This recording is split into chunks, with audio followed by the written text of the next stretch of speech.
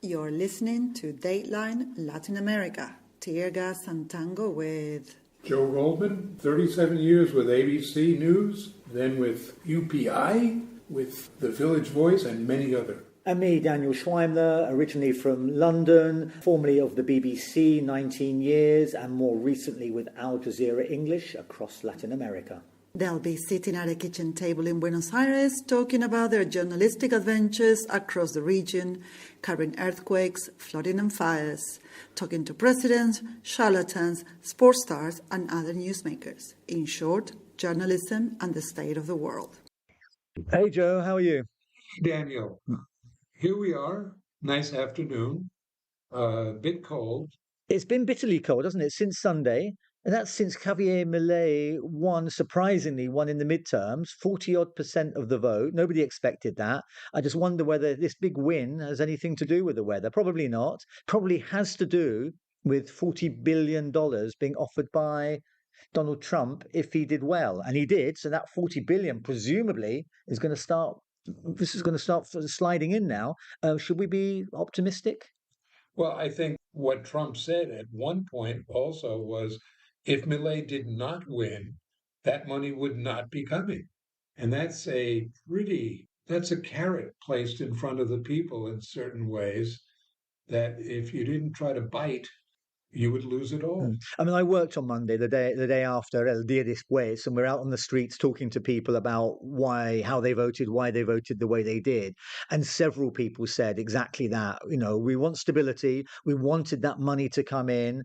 We want that 40 billion. The question always is, nobody, especially Donald Trump, gives away $40 billion and doesn't want something in return. Question is, what does Donald Trump want in return? Yeah. And as somebody who started my journalism career at the Village Voice in New York, working with my mentor at that point, Wayne Barrett, a wonderful journalist who did the Trump biography in 1990, I guess it was, called The Rise and Fall of Donald Trump. Talk about the titles that don't exactly make it today. But it was the rise and the fall. Donald Trump went through about 5 or 6 bankruptcies. He bankrupted casinos, the only man in the world to ever do that. He was really, in many ways, an unsuccessful businessman. And today he rules the world. And rules it by offering these carrots, these sticks, I mean, a carrot in Argentina's case, 40 billion, and then Milei has succeeded, one could say, certainly in the short term on the back of that, or otherwise sticks. I mean, sticks in the sense of Venezuela doesn't much like President Nicolas Maduro. $50 million, I think, bounty on his head for someone to get him out of office, and US military forces amassing in and around the Caribbean with a possible invasion. I know colleagues of ours, journalist friends, have gone up to Colombia, Trinidad and Tobago to wait for this possible invasion. Well, I have to say, if Trump's $50 million offer on Maduro's head is anything like what he pays to the people who have worked in his many ventures, basically he doesn't pay them. So you might end up killing Maduro and never getting your $50 million reward. But Trump is a totally transactional president, even more so in the second presidency. And so one wonders, what did the Milei government do that made Donald Trump have 2 press conferences with him where he extolled the wonders of Javier Milei in front of the world? Donald Trump does not do that for free. No, I mean he's got an ideological ally. They're both extremists, populists. They have some differences. There's Trump, applying tariffs left, right, and centre. Javier Milei lifting tariffs, trying to create a more kind of open, free trade in Argentina. So they don't agree on everything, but they do agree on a lot, and they're kind of similar, like-minded, similar characters. Look at Hungary, for example, where Viktor Orban is another ideologue very close to Trump. Trump has never given him $40 billion. True. Actually, Orban is having a lot of trouble right now. There are protests, nationwide protests in Hungary. And I would say that Donald Trump has not lifted a finger. It's an interesting situation. Why is he doing this? Look at even Trump announced last week that the U.S. is going to buy Argentinian beef. That is an incredible thing when you're going up against the U.S. cattle ranchers, who are a very strong organization, a very strong lobby. And he's saying, well, we want to get prices down. I understand that because prices in the U.S. have gone way up under Trump. But he hasn't done that with other products. He hasn't done that with other countries. In fact, in most countries, he planted tariffs that have just been outrageous. I mean, Argentina's got other things to offer. I mean, there was talk on the previous visit of the US setting up a military base, US soldiers down in Patagonia. I mean, there is a long tradition of US, some would call it interference, some would call it influence in Latin America. I mean, there was the Monroe Doctrine signed in 1823, according to my notes, which was a way of keeping, well, the Americans basically, US basically saying, this is our backyard. European Yes. colonists, piss off, we don't want you here, sir. And let it be known that this is our sphere of influence, not yours. And that came into being in the 50s, 60s, 70s, 80s for the Cold War. There was the US fighting against the Soviet Union for influence in the area.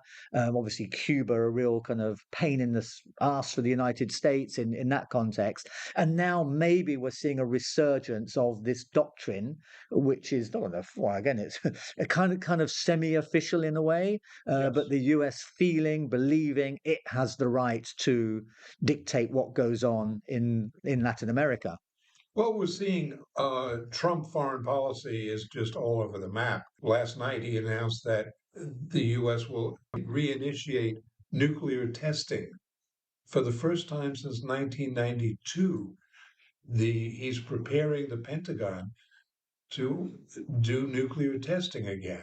A very worrisome signal, I must say. And military forces amassing in the Caribbean and attacking boats. I don't know how many boats have been destroyed now. Last I saw 10 boats, Yeah. and there were over 40 deaths attributed to the either drone strikes or strikes from boats from some of the big warships. Right, and some on the Caribbean side and some on the Pacific side, That's correct. Yeah. blasted out of the water.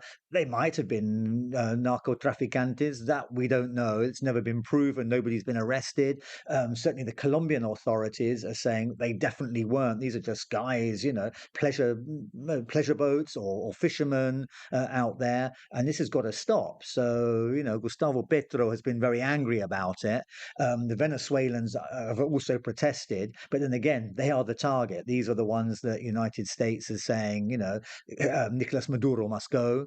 They're blaming everything on this one particular gang, these narcotraficantes Tren de Aragua. I mean, there was, from Venezuela, saying they're in the United States and they threatened to kill US policemen, So again, the misinformation, make things up to justify your actions against Venezuela. And there's no doubt Venezuela is a mess. 6-7 million people have left the country for political and economic reasons. I mean, we see them every day in Argentina and Chile.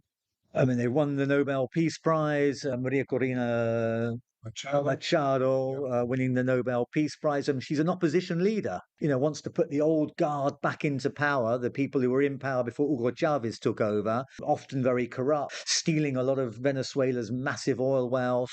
And these are the people that want to come back into power. I'm not defending Maduro or the Chavez regime by any means, but just because these guys are no good, it doesn't mean the previous lot were any better. And the other thing is, I will not even touch the Maduro.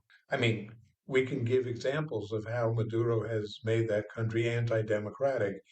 If you're talking about anti-democratic, shooting boats out of the water is way up on my list. There was a naval expert from the U.S. who I saw on TV who was saying that most of the boats that he saw being blasted out of the water probably would need more or less 10 gas stops to get to U.S. frontier. They were not what you would call boats that were prepared. Maybe they're saying that they would go to some island somewhere or whatever and transfer their. but there's no proof given No, that no. they're even carrying any kind of contraband, not to mention drugs. There's no proof given whatsoever. In fact, one thing that was really telling is that two survivors of one of the bombings were picked up by U.S. ships and they were actually returned to Venezuela, Right, right. which tells me that there was no case against them. Again, the question is, as with Argentina, what is it the US and Donald Trump want from Venezuela? I mean, influence in the region, certainly, to get rid of an ideologically different opponent, but also there's wealth. There's some of the biggest oil reserves in the world. Yeah. I mean, and in the midst of all of this kind of conflict and the angry words, US oil companies continue to do business. Chevron continues to do business in Venezuela.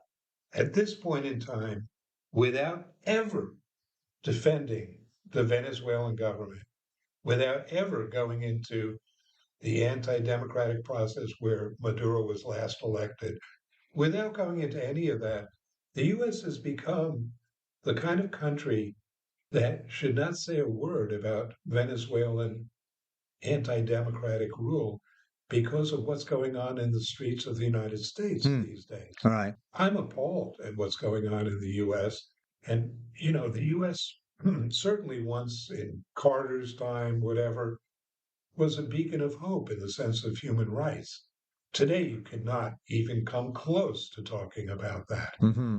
I mean, again, the US trying to reverse many of the policies put into place over the years. You mentioned Jimmy Carter. It was under the Carter government, it's 76 to 80, promised to give the Panama Canal back to the Panamanian people, which they did in the end of 1999. And then Trump is talking about getting it back again. Yeah. So, and again, that's something, if you're going to end up invading Venezuela, not very happy with the government in Colombia, interfering with things in Argentina. And again, you've got to ask, what is the end game? If it's not influence in the region, but also a lot of money to be made in all of these places. If you own the Panama Canal, the money you charge for those ships going through the canal, as well as your influence, over world trade. Absolutely. There's all this talk about China doing things because they want to go against China. First of all, Panama Canal is a good example because the Chinese at one point were going to go into Nicaragua, another tremendously democratic country, and they were going to build a second canal. So you might think, well, maybe the U.S. should do something about that, whatever. You know something, the whole project fell apart all on its own, had nothing to do with the U.S. The Panama Canal is something where Donald Trump is rattling sabers all over the Latin America right now and causing really problems here. Look what he did to Brazil, putting in 50% tariffs on Brazilian products when his argument was, look what they're doing to Jair Bolsonaro. Yeah. Something that should have nothing to do with tariffs is, maybe the justice system was wrong. I don't think so, but maybe.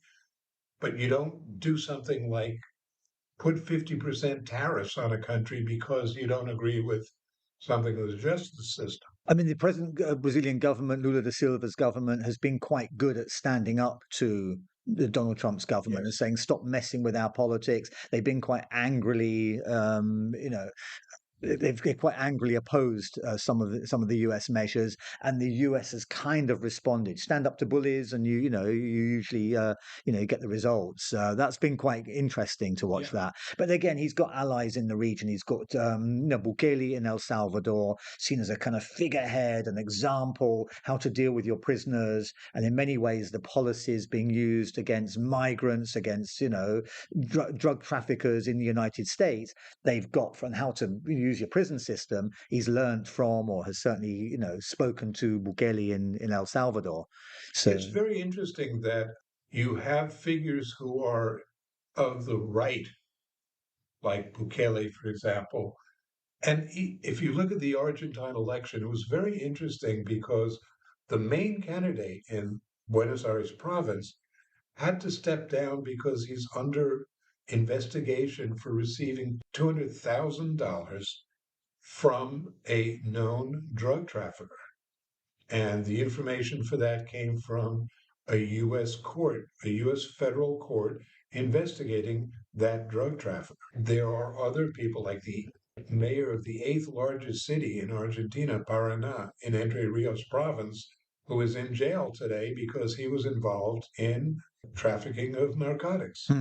And all these people, plus the number one candidate in the province of Rio Negro, is a woman who has a long history of trafficking drugs. She was arrested in Florida for having 15 kilos of cocaine. These are the candidates of Javier Milei. So it's very often what the courts are doing. I mean, sometimes the only resistance we're seeing in the US and in Argentina to a degree are these few judges that can stand up for what they're meant to be doing there in the first place, for justice and fairness in the face of these very kind of authoritarian governments, United States, Argentina. For example, Espert in the province of Buenos Aires.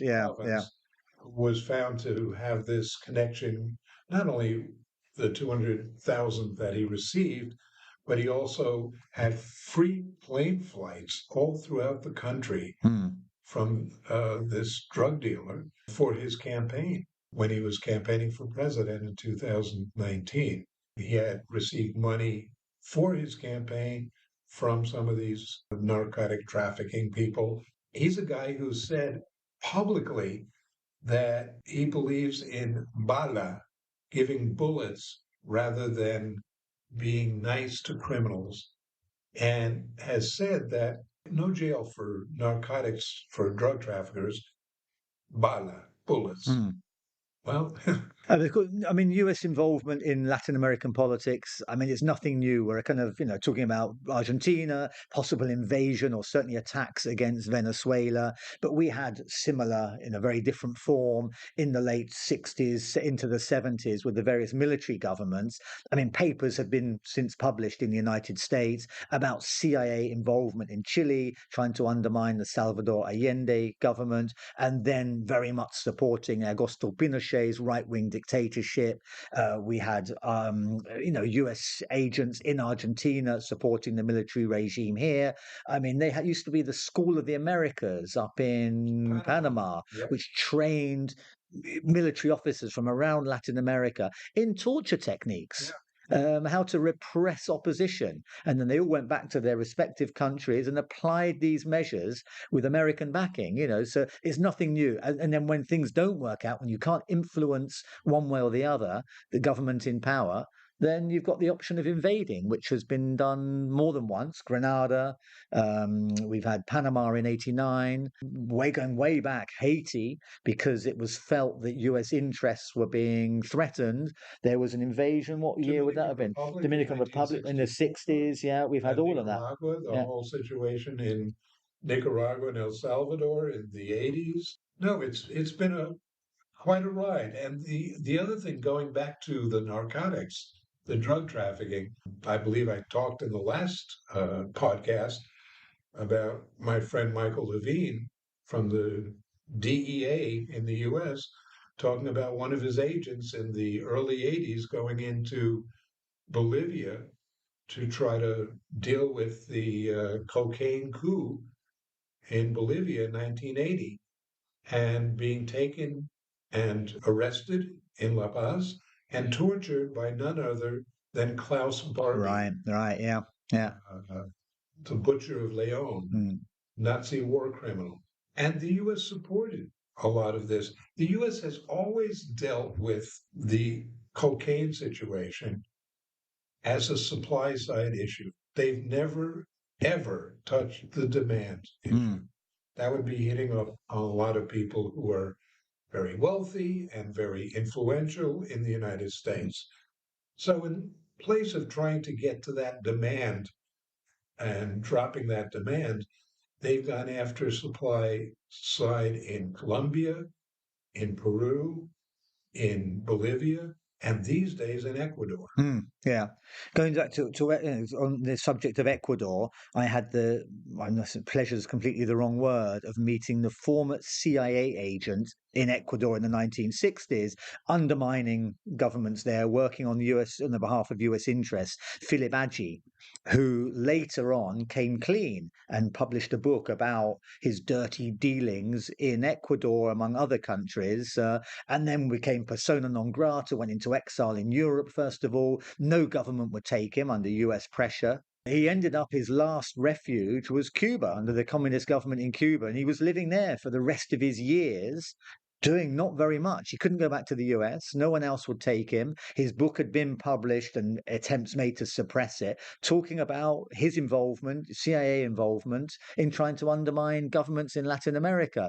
Rather a sad figure, it must be said. He was running, when I met him, a tourist agency. He was trying to promote his tourist agency to allow Americans who didn't have, legally couldn't visit Cuba to go via a third country and not have a visa put in their passport. He was trying to help with that. I mean, what does kind of renegade ex-CIA agent with nowhere else to go? What does he do in Cuba all day apart from drink coffee and, he can't travel, can't visit his family? Back in the US, he would have been arrested and possibly executed, who knows, and tried as a traitor.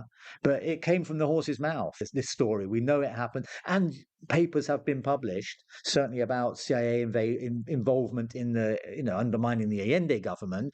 That was published under the Clinton government. They published those papers, so we know it's to be true. But at the same time, yes, it goes on. Not to say there's not Chinese influence, attempted Russian influence in the region, but it is a case at the moment of the US trying to assert, under the Monroe Doctrine of 1823, to assert their dominance. 202 years ago. Yeah, you've done the math. It's one thing to try to utilize influence to try to change policies. I understand all that. Even if it's something I don't agree with, I understand it. What is going on with blowing ships out of the water is so illegal. It reminds me a little bit of what was going on in Puerto Corinto, where the U.S.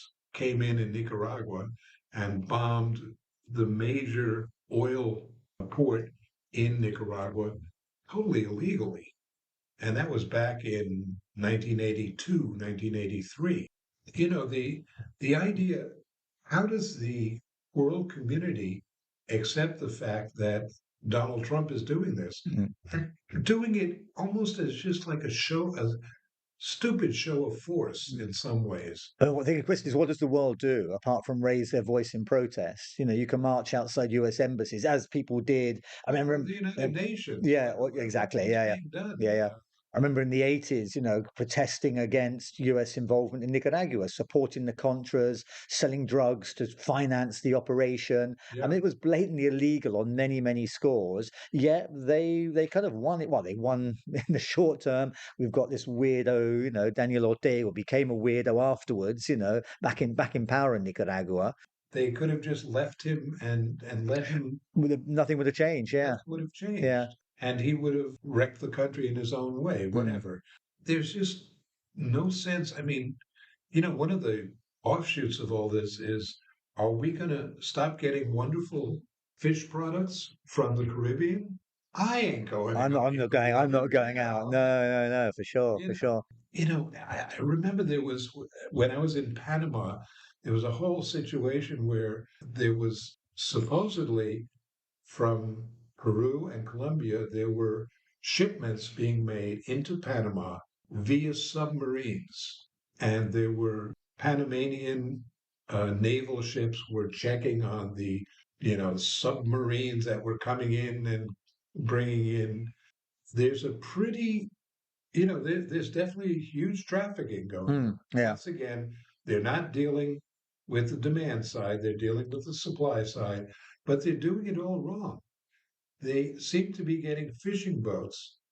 They don't seem to be going after the submarines. They don't seem to be going after the big drug running. But again, maybe that's not their intention. Maybe it is all about access. I mean, none of this is new. I've got in my hand The Open Veins of Latin America, published by the lovely Uruguayan writer, Eduardo Galeano. I believe you've met on many occasions. Yeah, we would have coffee together. Right.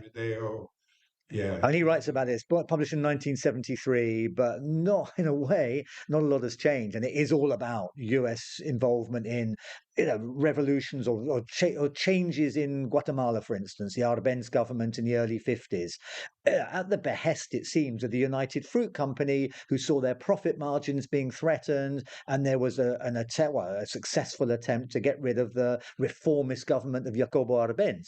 So that was just one example, but there have been so many others. But Galeano, did you talk to him about these things? Absolutely, about a lot of things.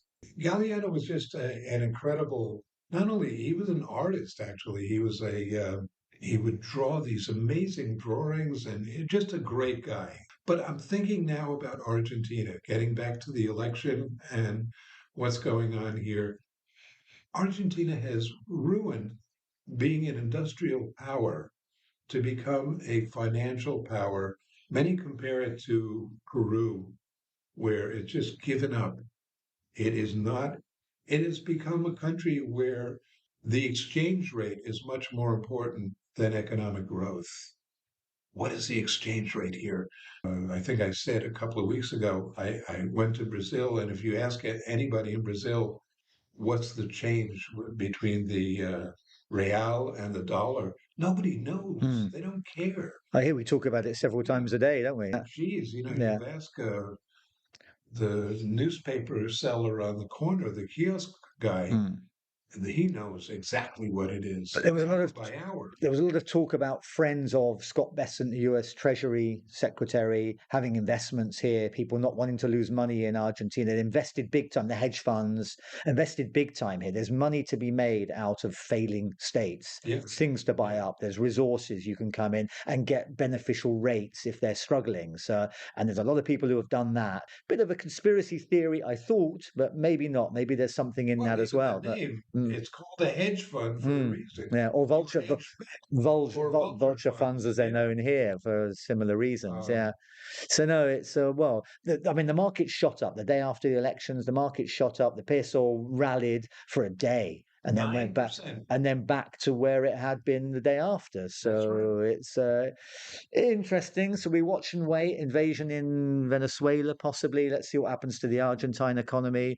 Not only invasion in Venezuela, but the U.S. is bombing little fishing boats off the Pacific coast of Colombia.